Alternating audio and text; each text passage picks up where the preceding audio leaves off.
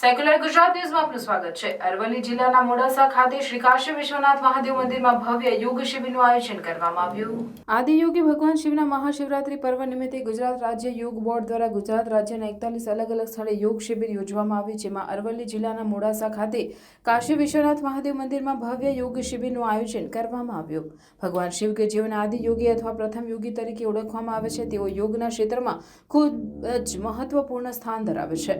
ભગવાન શિવને યોગના પ્રણેતા પણ માનવામાં આવે છે અને તેમના ઉપદેશો અનેક યોગ પ્રથાઓનો પાયો પણ છે। ભગવાન શિવ અને યોગ વચ્ચેનું જોડાણ એ ગહન અને અવિભાજ્ય છે।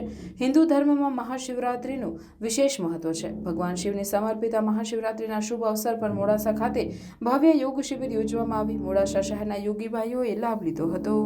સમાચારોની અવનવી અપડેટ્સ માટે જોતા રહો સેક્યુલર ગુજરાત ન્યૂઝ। સાથે સેક્યુલર ગુજરાત ન્યૂઝ ચેનલને લાઇક, શેર અને સબસ્ક્રાઇબ કરો અને બેલ આઇકોન દબાવીને સમાચારોની ઝડપી માહિતી મેળવો।